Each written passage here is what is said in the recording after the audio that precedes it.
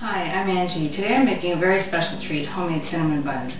I'm going to show you how I do it. I'm going to be using a bread maker to make the dough for me just because it's quicker and easier. But you can do it by hand with the same ingredients. You just have to mix up the dough ingredients and then knead it by hand and let it rise for about an hour and a half before you proceed.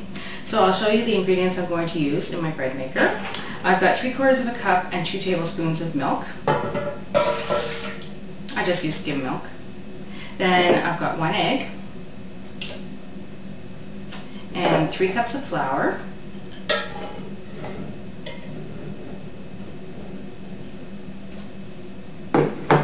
and 3 tablespoons of sugar,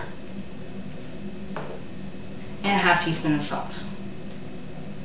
Then around the edges of the pan I'm going to put 4 tablespoons of butter, which I've cut into 8 pieces. Put that around the edge of the pan so it mixes nicely. These are not complicated to make, but they do take a bit of time. So, you know, if it's something you can do on a Saturday afternoon, then they're great for Sunday morning. Then, right in the center, I'm going to add 1½ teaspoons of fast rise yeast. And that's it. I'll put it in the bread maker and let the dough cycle run. It takes about 1 hour and 20 minutes.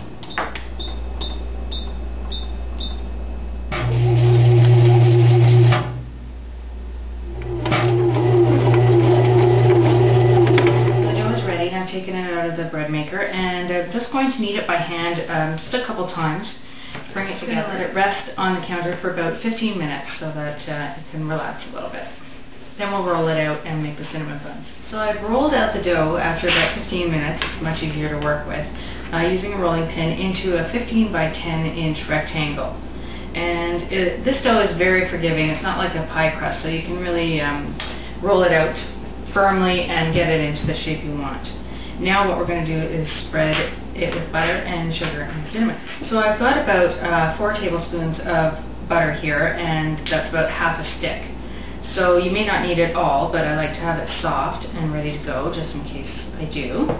And just using the spatula, I'm spreading it out all over the dough, just leaving a little bit of a border. When I roll out the dough, I actually do measure it just for the first couple times till you get an idea of what 15 by 10 looks like with the dough.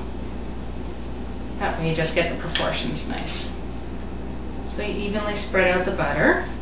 And remember, this is going to make a dozen rolls, so it looks like a lot of butter, but it's really not when you share it out.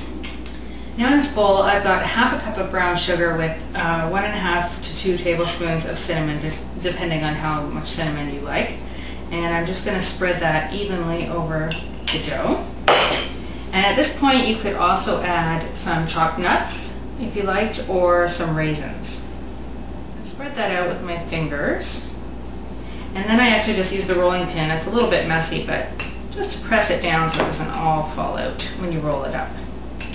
Okay, now starting from the long end, you're going to roll that in. I like to take the first roll and then really tuck it underneath. That way it stays in a nice tight roll. Then working your way down, just keep rolling it up. Rolling and tucking it under. Okay, now I'm at the end. Just going to pinch the seam closed to seal it up.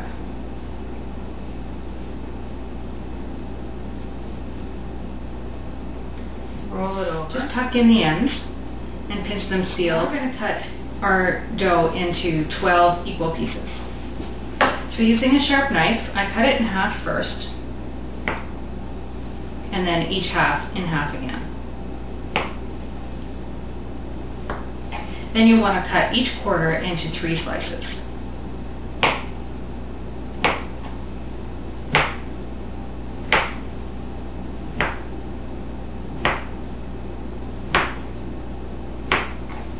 Now I've got a 9 by 13 greased pan, and we're going to put the cinnamon buns evenly in the pan. At this point, you'll want to put them in a warm, draft-free place for about 40 minutes so that they can rise. I cover them with a cloth and I put them in a cold oven with the light on. So cover them with a cloth and let them rise for about 45 minutes. So it's been about 45 minutes and the buns have risen, and I've preheated the oven to 375 degrees, and we're going to bake these for about 20 to 25 minutes or until they're golden brown. So it's been about 20 minutes and the cinnamon buns are really nice and golden brown. It smells amazing in here. I'm just going to make a glaze for them. I've let them rest about 10 minutes, and I've got 1 cup of powdered sugar or icing sugar, and I'm going to mix in 2 tablespoons of milk and just a half a teaspoon of vanilla. And just whisk that up, and I'm just going to drizzle that all over the top of the cinnamon buns. Just nice and swirly on top. These cinnamon buns aren't very complicated to make, they just take a little bit of time. So plan on making them for someone you love. Thanks. Enjoy your cinnamon buns.